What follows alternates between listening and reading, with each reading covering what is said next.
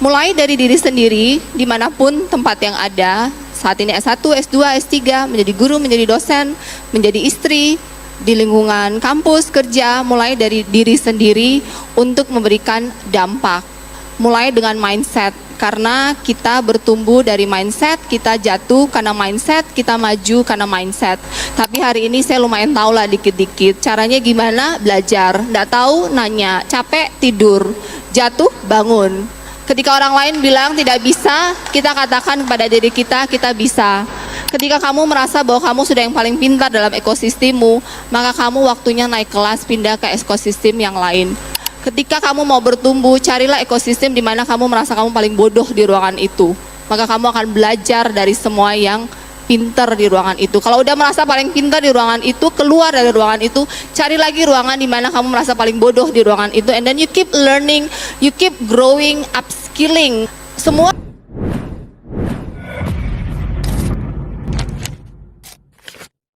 kalau kita berbicara tentang visi Indonesia Emas 2045, menjadi seorang pemimpin perempuan di bidang pemerintahan, di bidang akademik dan perguruan tinggi.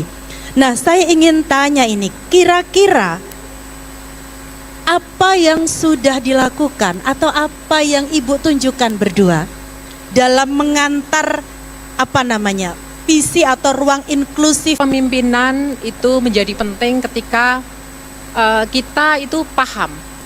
Sebetulnya dalam masyarakat kita itu kan tidak, levelnya nggak sama. Apalagi masyarakat Indonesia itu berjenjang. Ada yang kaya, ada yang miskin, ada yang laki-laki perempuan, ada yang usianya beda-beda gitu ya. Jadi leadership membutuhkan pemimpin saya kira yang memiliki posisionalitas yang jelas terhadap diversitas masyarakat kita.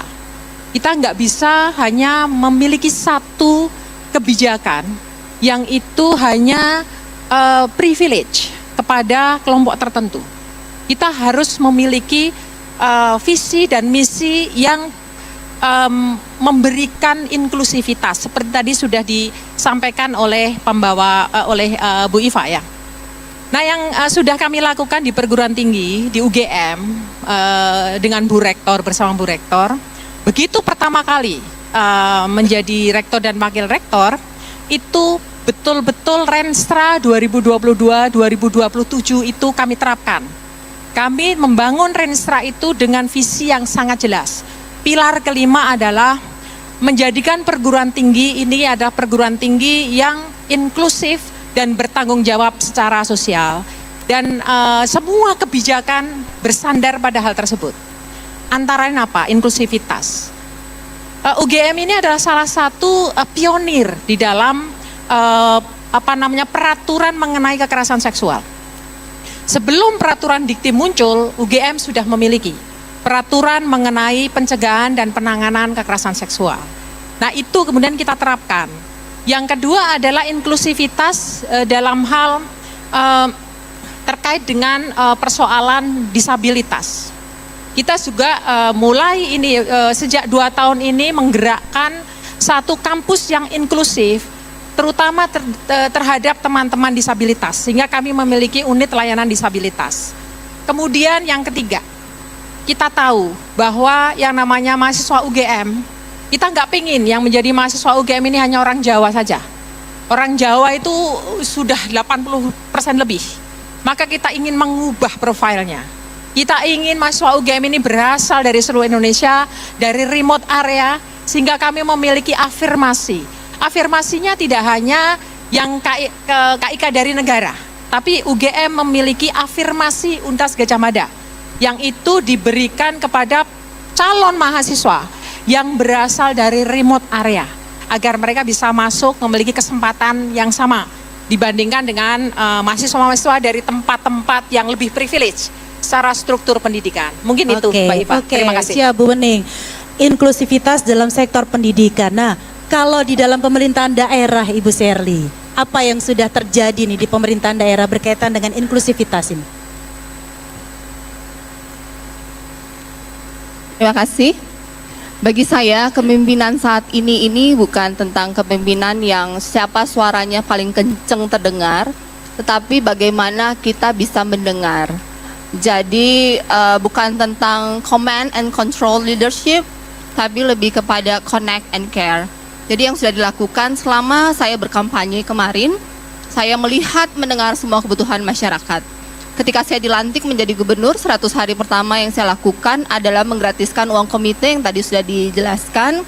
Itu adalah hasil dari mendengar keluhan ibu-ibu. Dan kemudian menggratiskan BPJS Kesehatan, karena itu juga keluhan dari masyarakat. Kemudian membangun, kalau kelihatan mungkin di sosmed saya memperbaiki rumah-rumah warga, itu pun mendengar dari kebutuhan mereka di lapangan, melihat langsung bahwa kehidupan mereka masih jauh dari kata layak, sehingga merenovasi rumah tidak layak huni itu menjadi suatu kebutuhan dasar. Kemudian tadi yang sudah dikatakan juga dari perwakilan Komdigi, bagaimana saya mendengar kebutuhan mereka atas infrastruktur, jalan jembatan yang rusak, lewat sosmed. Saya mendengar sehingga semua kebijakan yang saya ambil sebagai pemimpin Maluku Utara itu tepat sasaran. Mungkin kalau ada juga yang melihat lagi viral belakangan ini, ada anak-anak sekolah di daerah kita, ada pulau namanya Pulau Obi, mereka tuh menyeberang. Nah, dengan adanya sosmed seperti itu, saya mendengar, melihat, saya kirim tim survei ke sana.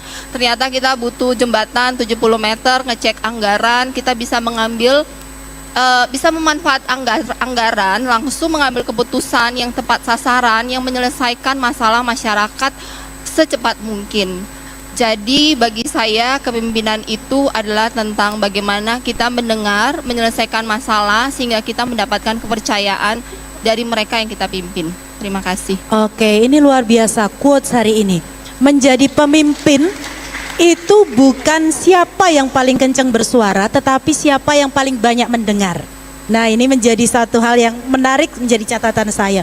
Nah, Ibu, lalu kemudian kalau menurut Bu Sherly dan Bu Wening, nilai atau karakter keperempuanan yang mana sebenarnya yang paling berpengaruh untuk menuju pada sisi-sisi itu?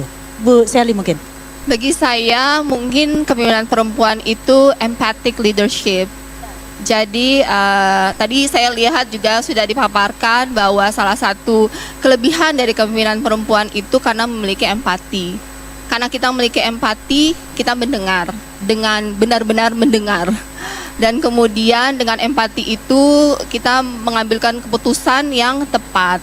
Dan empati itu kadang sering disalahartikan bahwa itu kelemahan. Bagi saya empati itu bukan tentang kelemahan. Dan kita sebagai perempuan pun dalam kepemimpinan sebagai perempuan bukan untuk menggantikan kepemimpinan pria, tapi kita di sini untuk melengkapi, untuk menjaga keseimbangan. Kita memberikan cara pandang dari perspektif yang berbeda, tetapi dibutuhkan dalam bagaimana negara ini mengambil keputusan dan bertindak. Jadi menurut saya ciri khas dari kepemimpinan perempuan adalah empati, dan empati itu akan menghasilkan banyak kebijakan dari hati nurani, dan salah satu kuncinya adalah komitmen dari hal-hal kecil sehingga kemudian bisa menghasilkan trust, karena kekuatan terbesar itu ada di trust. Terima kasih. Oke, terima kasih Ibu. Empati. Kalau bahasa Jawa kita mengenal istilah greteh kalau perempuan, lebih teliti, lebih detail gitu. Bu Ning, silakan Bu Ning. Ya, mungkin kalau saya melihatnya bahwa sebetulnya laki-laki dan perempuan kan punya potensi yang sama. Laki-laki juga banyak yang punya empati. Perempuan, mengapa kemudian kita melihat bahwa ada aspek-aspek empati dari perempuan? Itu sebetulnya bukan karena perempuannya, tetapi karena ekosistemnya, karena lingkungannya, karena experience dia sejak kecil. Jadi experience perempuan sejak kecil, mengapa tadi dikatakan greteh ya? Bangun tidur, melakukan macam-macam. Mungkin kalau bapak-bapak bangun tidur udah mandi, ya. Coba kita lihat ibu ini, Ibu Budi ya. Ini Bapak Budi, Budi ngapain? Ya Budi main layang-layang. Ibu ngapain? Ibu masak di dapur. Bapak ngapain? Bapak baca koran sambil minum kopi. Nah, ini adalah ekosistemnya yang dibangun. Sehingga mengapa kemudian perempuan itu tampak menjadi lebih empati, lebih memiliki aspek yang detail, itu karena dia melakukan yang kita sebut kalau akademik itu adalah politics of performativity. Dia mengulang-ulang tiap hari sesuatu secara detail sehingga kemudian dia membentuk dia menjadi seperti itu. Nah, ini mungkin banyak juga laki-laki yang seperti itu. Tetapi kemudian karena perempuan secara lebih banyak itu mereka melakukan ya secara masif seperti itu sehingga tampaknya perempuan yang memiliki aspek tersebut gitu ya. Jadi mungkin ini adalah persoalan bagaimana kita membangun ekosistem agar baik laki-laki maupun perempuan memiliki empati. Mengapa itu menjadi penting? Ya karena di Indonesia ini kebanyakan pemimpin adalah laki-laki. Bagaimana kalau laki-laki yang memimpin itu tidak hadir dalam ekosistem tersebut? Maka kemudian empati menjadi seakan-akan tidak ada. Padahal sebetulnya kan tidak. Jadi yang dibutuhkan sebetulnya adalah ekosistemnya. Begitu menurut saya, Pak. Pengaruh kultural itu ya pasti ya, pengaruh budaya dan lain sebagainya. Budaya patriarkal yang ada di Indonesia, hampir semua kebudayaan di Indonesia kan modelnya seperti itu. Nah, sekarang kalau kita berbicara tentang gerakan perempuan, ibu-ibu berdua. Kita tahu bahwa di luar sana itu sudah banyak sekali organisasi perempuan. Organisasi perempuan, gerakan perempuan, apalagi namanya movement perempuan, mengatasnamakan perempuan, kesetaraan gender dan lain sebagainya, itu banyak. Tetapi pada kenyataannya masih banyak kaum perempuan yang belum mendapatkan posisi yang pas, mendapatkan pengakuan. Mereka masih harus bekerja dengan sangat keras untuk mendapatkan pengakuan itu. Kira-kira di mana ini hal yang kemudian perlu dibenahi atau diperbaiki? Bu Ning dulu mungkin, Bu Ning. Ya, memang gerakan perempuan kan banyak sekali ya. Gerakan-gerakan yang muncul pada abad 19 ya. First wave of feminism, kemudian second wave of feminism, gerakan feminisme gelombang ketiga, keempat dan lain sebagainya sampai saat ini. Tapi yang menjadi kelemahan adalah seringkali gerakan perempuan itu tidak banyak didukung oleh laki-laki.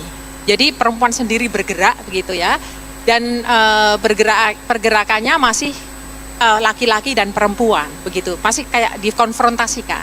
Padahal sebetulnya kan tidak. Mengapa? Karena di negara kita ini banyak juga perempuan yang lebih privilege daripada laki-laki. Misalnya karena apa? Karena perempuan tapi dia kelas atas. Ya terus terang mengapa saya mungkin bisa jadi seperti sekarang? Ya karena saya tumbuh dari keluarga menengah. Di Magelang bahkan mungkin lebih atas dikit. Sehingga saya memiliki privilege dibandingkan tetangga kampung saya yang dia anak buruh. Begitu ya. Jadi saya kira gerakan perempuan ini harus betul-betul didukung, harus mengajak laki-laki untuk ikut serta, karena dengan mengajak laki-laki maka semua level ya, tidak hanya soal laki-laki perempuan, tapi pertanyaannya adalah laki-laki yang mana dan perempuan yang mana, mereka dari kelas sosial yang mana, mereka dari agama yang mana dan sebagainya, sehingga kemudian akan bisa meluas, tidak hanya soal perempuan sendiri, tetapi bahwa perempuan ini mengajak juga aspek laki-laki dari berbagai macam level, perempuan dari berbagai macam level, sehingga kemudian bisa mengangkat betul-betul kehidupan ya, baik laki-laki maupun perempuan, seperti itu. Oke, jadi harus ada kolaborasi yang lebih luas begitu, tidak hanya sekedar bersuara di satu sisi atau satu bidang saja.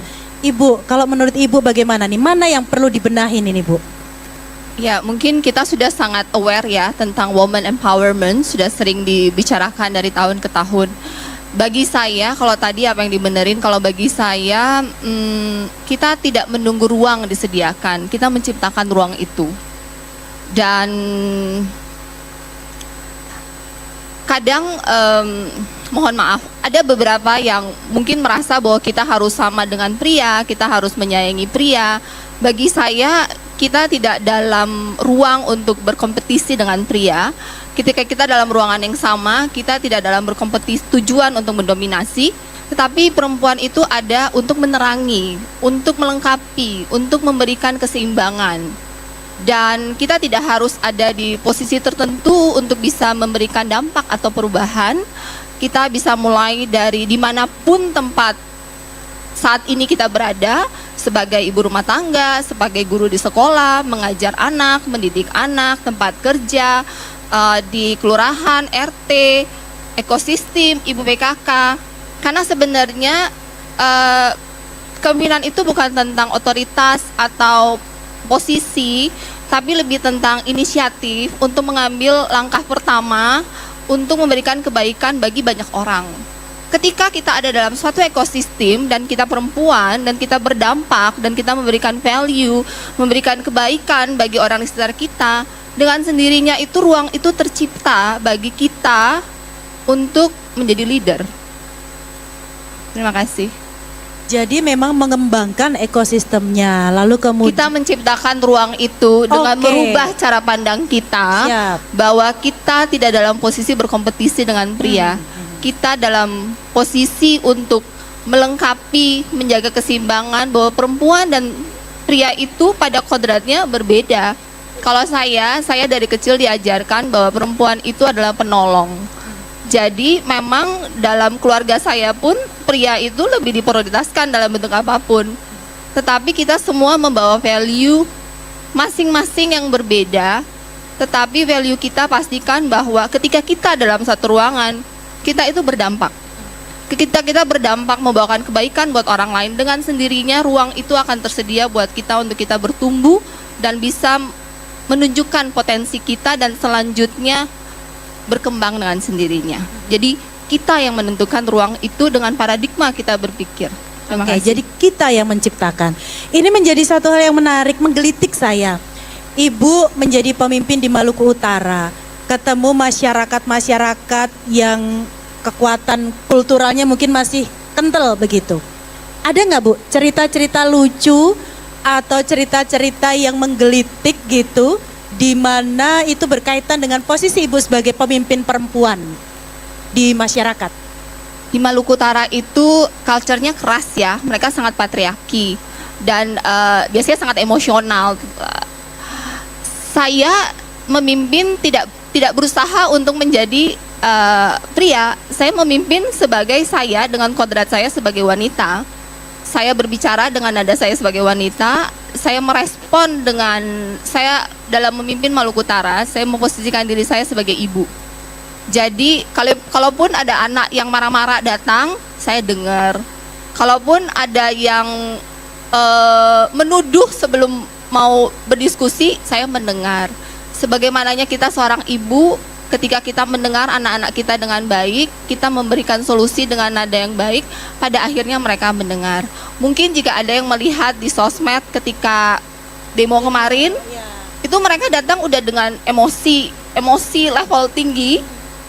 Tapi kemudian saya punya dua opsi, antara saya berpikir negatif mereka akan melempar saya ketika saya bertemu dengan mereka, atau saya berpikir bahwa mereka adalah anak-anak saya, jadi mereka tidak mungkin mencelakakan saya. Jadi saya menghadapi mereka dengan ketenangan dan keyakinan bahwa mereka tidak mungkin mencelakakan saya. Saya mendengar, senyum, dari marah level 10 turun ke 8, ke 7, ke 5, selesai kita salaman. Selesailah demo itu kan.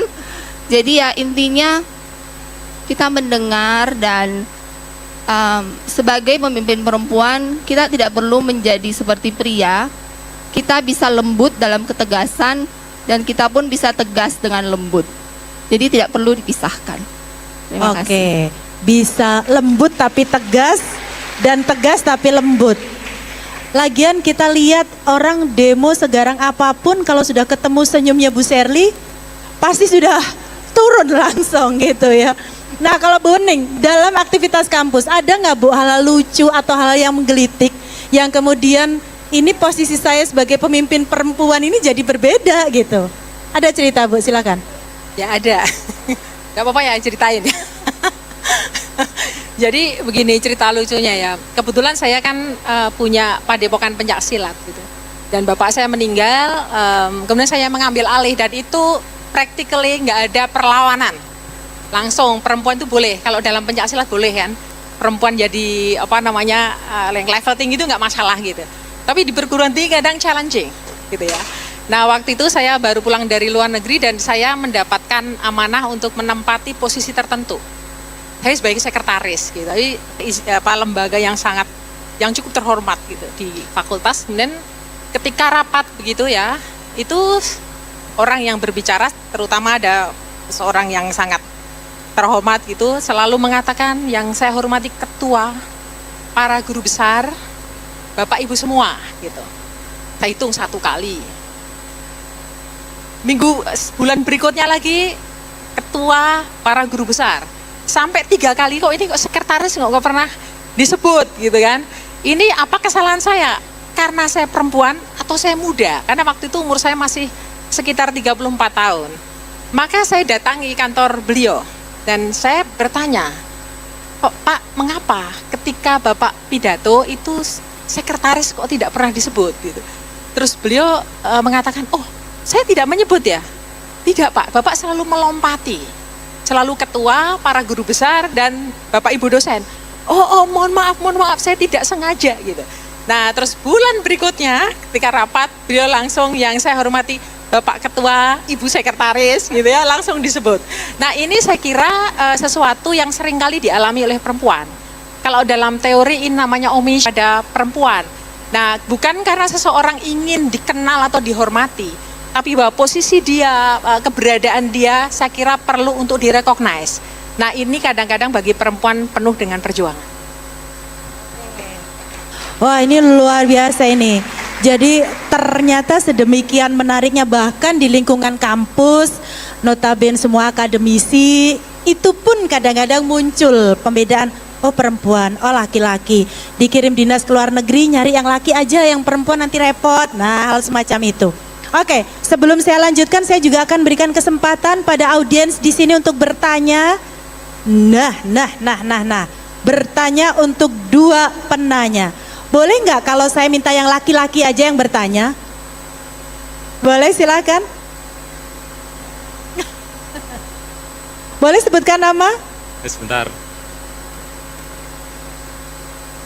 Tes. Terima kasih. Assalamualaikum warahmatullahi wabarakatuh. Nama saya Edi. Edi, oke. Saya mahasiswa DKIK Pascasarjana. Yang saya tanyakan ini terkait dengan, mohon maaf, agak sensitif, yaitu terkait dengan korupsi. Yang tentu sangat relate dengan leadership, tema yang sedang kita bahas siang hari ini. Praktik-praktik korupsi masih marak terjadi di Indonesia, meskipun para penegak hukum dan KPK telah berupaya keras melakukan pencegahan dan penindakan.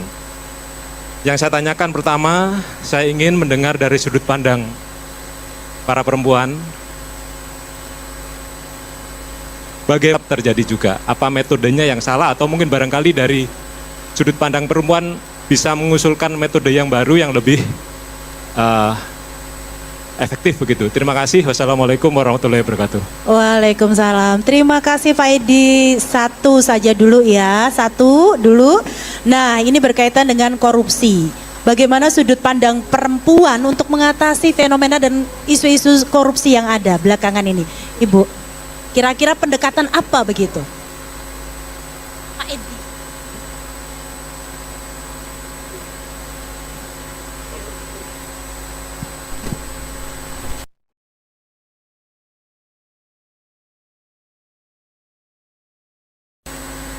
Ya Pak Edi, untuk korupsi menurut saya apakah penanganan ini sudah solutif dan berkelanjutan? Menurut saya belum. Karena setelah 8 bulan saya masuk di pemerintahan, sebenarnya orang korupsi itu ada 2. 1, udah ada motif dan memang niat. Yang kedua, tidak ada motif tapi kemudian ketidaktahuan. Sistem yang ada sekarang di pemerintahan khususnya, ini perspektif saya dari pemerintah daerah, itu adalah kelengkapan administrasi, bukan efektivitas dari output pembangunan.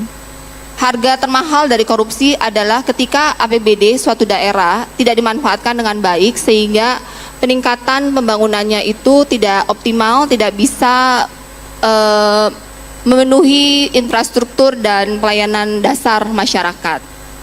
Oleh karena itu, jika bisa memberikan usul suatu hari nanti bahwa indikator keberhasilan sebuah program, indikator keberhasilan sebuah anggaran dimanfaatkan itu harus berdasarkan output dan produktivitasnya, bukan berdasarkan kelengkapan administrasi. Korupsi itu terjadi ketika administrasi lengkap, tetapi kemudian hasilnya tidak ada atau tidak produktif. Oleh karena itu harus fokus kepada output dan produktivitas dengan berbanding balik dengan rupiah yang dimanfaatkan. Terima kasih. Oke, terima kasih Bu Uning. Silakan Ibu Uning. Ya, karena saya orang Fakultas Ilmu Budaya, maka saya akan mengambil perspektif budaya ya, bukan politik gitu. Saya mulai dari pertanyaan kedua. Bagaimana korupsi relevansinya dengan budaya kita? Sebetulnya budaya kita itu budaya yang cukup korup. Yang namanya memberikan seserahan kepada petinggi, kepada raja, itu dari zaman dulu sampai sekarang, itu masih dilakukan. Jadi justru kita itu harus mulai dengan mengkritisi budaya kita sendiri yang masih memiliki aspek-aspek bribery ya di dalam kehidupan sehari-hari untuk mengikis habis korupsi itu. Kedua, korupsi itu menjadi semakin meningkat itu karena gaya hidup, luxury lifestyle, flexing, yang itu dilakukan tidak hanya oleh para artis, tetapi juga oleh para pemimpin dan istri suami para pemimpin tersebut. Itu harus dikikis habis. Pamer kekayaan, pakai tas Hermes, Louis Vuitton, lain sebagainya, yang kemudian itu menjadi semacam hasrat, desire yang turun sampai ke tingkat bawah. Hasrat itu kemudian memunculkan hasrat untuk mendapatkan lebih. Itu saya kira yang harus kita habisi ya dalam masyarakat kita. Kita sudah punya aturan mengenai gaya hidup sehat. Sejak gaya hidup sederhana, tahun 74 ada peraturannya, tahun 2014 ada peraturannya, 2023 ada peraturannya, tapi namanya peraturan di Indonesia seringkali hanya menjadi aturan dan tidak diterapkan. Nah, saya kira kita harus memulai dari diri kita sendiri untuk apa? Untuk bergaya hidup tidak berlebih-lebihan. Nah, itu saya kira menjadi barikade ya, kalau kita memang mau mengkis habis korupsi, ya mulai dari cara hidup kita yang tidak terlalu ya.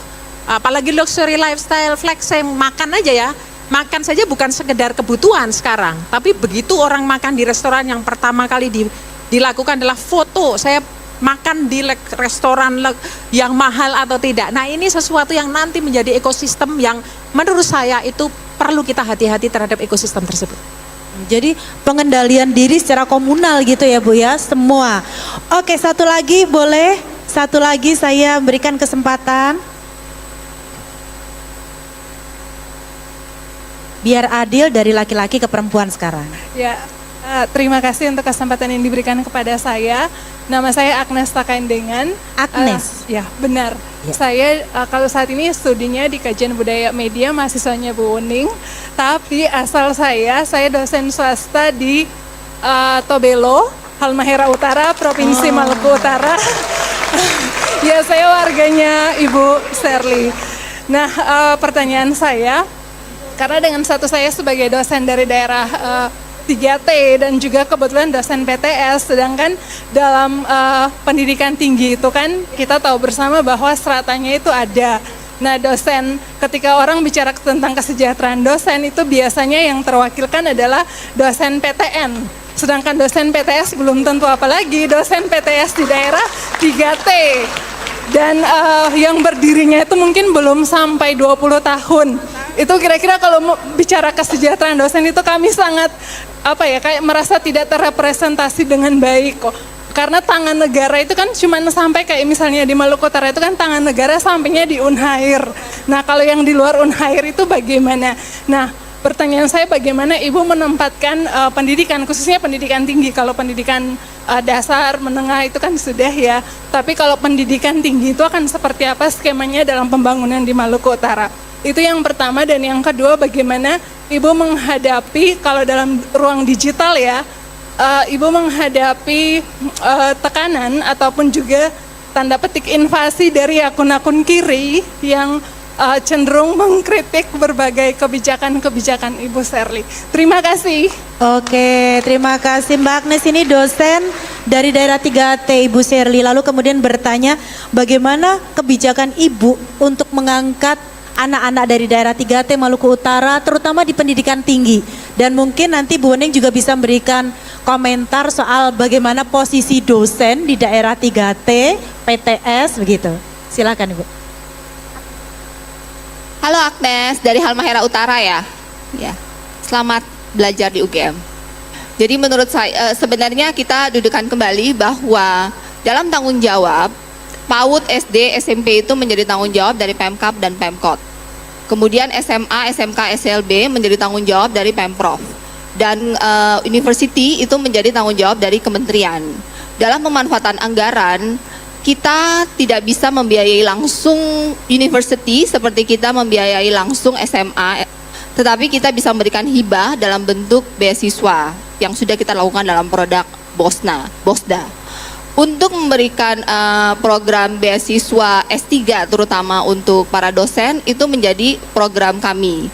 Tahun depan kita mengalokasikan anggaran untuk memberikan beasiswa S3 kepada para dosen di university karena memang berdasarkan hasil diskusi dengan Kemendikti, dosen kita di Maluku Utara itu baru sekitar 18% yang sudah S3 di university. Jadi itu memang menjadi salah satu prioritas. Berapa banyak itu menyesuaikan dengan fiskal daerah, apalagi ada pemotongan yang lumayan besar saat ini. Kemudian selanjutnya tentang tadi apa? Tentang bagaimana apa Mbak Agnes, tentang bagaimana pengembangannya gitu ya. Oh ya, akun kanan, akun kiri ya. Menghadapinya saya itu kembali lagi ya ke karakter dan value semua orang. Bagi saya tugas saya itu hanya menyelesaikan janji politik saya. Jadi saya punya janji politik itu pendidikan gratis, kesehatan gratis berkualitas, bangun infrastruktur, kembangkan Sofiwi sebagai ibu kota sesungguhnya, pengembangan UMKM, ekonomi kreatif, dan mensejahterakan para imam, pendeta, bangun rumah ibadah. Selain dari itu bukan janji saya.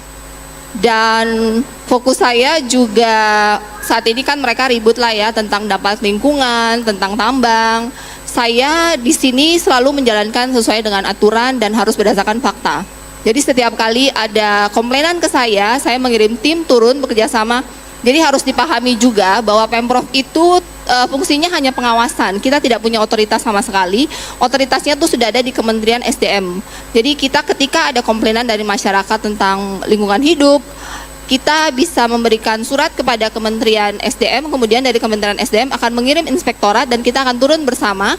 Jika memang ada pelanggaran dilakukan penutupan sementara dan ada SOP lanjutannya. Selanjutnya, semua yang tidak ada data bagi saya itu noise. Dan saya tidak menanggapi karena bagi saya energi saya akan habis untuk menanggapi noise, sedangkan energi saya butuhkan untuk menyelesaikan janji-janji politik saya. Jadi itu tanggapan saya. Jadi kalau saya tidak berespon dan tidak mengklarifikasi, berarti itu noise dan itu hoax. Saya bahkan tidak mau repot melaporkan mereka. Jadi ya biarlah. Terima kasih. Oke, luar biasa. Bu Wening, bagaimana menghadapi fenomena dosen-dosen PTS khususnya dari daerah 3T begitu Bu? Ya mungkin kita sebetulnya melihat policy secara lebih luas ya. Di tingkat manapun, kebiasaan orang Indonesia itu nyimpen uang ya. Di tingkat manapun itu pokoknya uang tersimpan begitu. Yang diakumulasi adalah aspek keuangan. Mereka seringkali nggak memahami bahwa sebetulnya aspek keuangan ini seharusnya ditransformasikan ke sosial kapital. Karena dengan seseorang atau kelompok masyarakat atau kelompok manapun diangkat sosial kapitalnya, itu uang itu akan berputar sendiri. Ini seringkali terjadi kesalahan strategi, bagaimana yang penting punya uang banyak gitu ya, tetapi melupakan meningkatkan, improving ya, quality dari anggotanya atau kelompok-kelompok tertentu. Ini saya kira cara berpikir ini harus diubah ketika kita memang berniat mau meningkatkan SDM di Indonesia. Tidak ada cara lain. Saya merasakan sendiri, saya ini kuliah di Swiss 6 tahun dan saya justru melihat bagaimana yang namanya negara Swiss saja itu berinvestasi kepada saya, bukan untuk mereka, tapi untuk saya yang kemudian bekerja di Indonesia. Itu investasinya luar biasa. Mau beli buku, beli. Mau konferensi di luar negeri, silahkan kami bayarin. Tapi bagaimana investasi mereka itu membawa dampak untuk kita yang di Indonesia, untuk UGM, untuk program studi saya. Nah, Indonesia ya seharusnya juga melakukan hal yang sama untuk wilayah-wilayah yang lain, untuk mereka-mereka yang secara struktur masih dalam tanda kutip tidak setara dengan struktur yang established, yaitu di Jawa, di pulau-pulau yang lain. Jadi sosial kapital ini jangan didiamkan saja, harus digerakkan, karena sosial kapital yang bergerak ini, finansial kapital pasti akan bergerak. Mungkin dari saya itu, jadi yang dari swasta harusnya ya memang ditingkatkan sosial kapitalnya seperti yang lain, karena mereka kan juga berkontribusi bagi pendidikan di Indonesia. Mungkin itu. Ya punya dampak yang panjang terhadap pengembangan kualitas manusia di Indonesia gitu ya.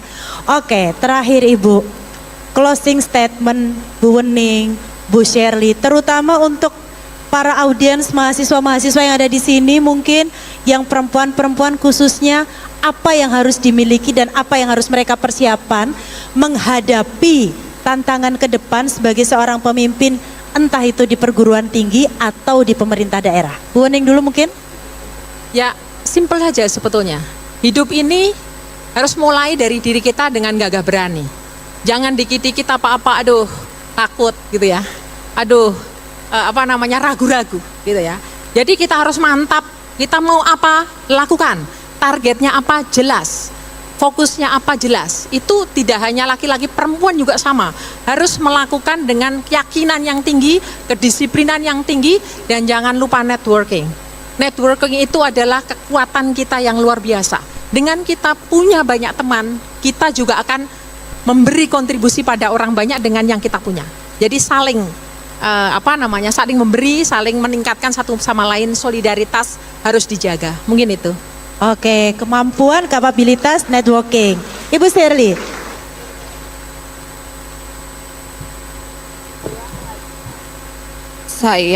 Saya mengajak seluruh perempuan yang hadir dalam ruangan ini untuk mulai dari diri sendiri, dimanapun tempat yang ada. Saat ini S1, S2, S3, menjadi guru, menjadi dosen, menjadi istri, di lingkungan kampus, kerja, mulai dari diri sendiri untuk memberikan dampak. Mulai dengan mindset, karena kita bertumbuh dari mindset, kita jatuh karena mindset, kita maju karena mindset. Semuanya dari mindset. Mindset untuk terus mengatakan bahwa kita bisa. Tidak ada yang kita tidak bisa. Saya ibu rumah tangga, hari ini saya menjadi gubernur. Saya tidak tahu birokrasi sama sekali, nol. Tapi hari ini saya lumayan tahu lah dikit-dikit. Caranya gimana? Belajar. Tidak tahu, nanya. Capek, tidur. Jatuh, bangun. Ketika orang lain bilang tidak bisa, kita katakan kepada diri kita bisa. Kita harus sering-sering berbicara dengan diri kita sendiri. Kita rewire our brain. Kita rewrite our belief system. Jangan izinkan noise masuk ke kepala kita. Once kita mengizinkan orang lain take control over our mind, then we lose control about our life. So make sure you control your mind. Upgrade. Jangan merasa bahwa yang kalian tahu hari ini adalah segalanya. No. Keep learning dari yang lebih tahu. Ketika kamu merasa bahwa kamu sudah yang paling pintar dalam ekosistemmu, maka kamu waktunya naik kelas, pindah ke ekosistem yang lain. Ketika kamu mau bertumbuh, carilah ekosistem di mana kamu merasa kamu paling bodoh di ruangan itu. Maka kamu akan belajar dari semua yang pintar di ruangan itu. Kalau udah merasa paling pintar di ruangan itu, keluar dari ruangan itu, cari lagi ruangan di mana kamu merasa paling bodoh di ruangan itu, and then you keep learning, you keep growing, upskilling. Karena zaman sekarang ini begitu banyak pendidikan gratis di luar sana. Anak 17 tahun aja mungkin bisa punya ilmu yang melebihi master degree, atau 30 tahun mereka self learning. So self learning, upskilling, tidak ada yang tidak bisa. Saya contohnya ibu rumah tangga, saya bahkan tidak bisa berkata-kata dengan bahasa yang formal ketika saya berkumpul dengan para gubernur lainnya, atau ketika saya debat kandidat. Saya menggunakan bahasa ibu rumah tangga, tapi saya belajar. Saya mempelajari birokrasi, pemerintahan, politik dengan bertanya dari semua yang terbaik di bidangnya. Even kepada ChatGPT, kepada AI, saya belajar, upskilling and control your mind, control your persepsi, and then jaga value. Karena hidup itu semua keputusan yang kita ambil itu semua tercermin dari hati. Ketika hati kita bersih, ketika value kita benar, maka semua keputusan yang kita ambil dalam hidup itu prioritasnya benar. Ketika kita mengambil prioritas yang benar dalam hidup, maka biasanya hidupnya itu berjalan dengan lebih mulus dibandingkan dengan prioritas itu salah. And ketika sudah sibuk, ambil waktu, me time, and berpikir, kita mau kemana? Apakah kita sanggup membayar harga untuk ke sana? Apakah memang benar kita mau ke sana? Apakah kalian mau membayar harga untuk ke sana? Jadi selalu kalibrasi kembali lagi, ingat mau kemana dan untuk apa. Motivasi dan value dalam hidup itu sangat penting. Kita tidak compete dengan orang kanan kiri kita tidak compete dengan orang tua kita compete with diri kita sendiri untuk menjadi lebih baik setiap hari. Terima kasih. Oke, luar biasa, tepuk tangan yang meriah untuk talk show siang hari ini yang sungguh sangat insightful. Kata kuncinya adalah semua saja yang ada dalam ruangan ini, kalau mau sukses, afirmasi positif. Terus berani, jangan pernah takut. Saya tertarik tadi dengan yang disampaikan Bu Shirley, kalau kita berada dalam satu ruangan dan kita sudah merasa pinter, pindah ke ruangan lain, di mana kita kemudian merasa bodoh, karena dengan itu kita belajar. Jangan kemudian terbuai dengan zona nyaman saja ya Bu ya. Jadi begitu kita keluar dari zona nyaman pasti akan ada effortnya. Harus bekerja keras. Tetapi kalau zona baru itu sudah menjadi zona nyaman bagi kita, berarti kita sudah upgrade. Sungguh sangat luar biasa, insightful, memberikan pencerahan yang sangat luar biasa dengan dua narasumber yang luar biasa juga. Ada Prof. Ening, Bu Shirley, dua pemimpin yang menjadi representasi pemimpin masa depan Indonesia. Dan saya yakin teman-teman yang ada di sini suatu saat nanti juga akan duduk di kursi ini memberikan inspirasi yang sangat luar biasa sebagai seorang pemimpin yang memberikan pencerahan, memberikan hal baik untuk teman-teman semuanya. Terima kasih Bu Shirley, terima kasih Bu Ening. Terima kasih semuanya yang sudah hadir dan partisipasinya yang sangat luar biasa. Saya kembalikan pada pembawa acara yang sungguh sangat luar biasa juga.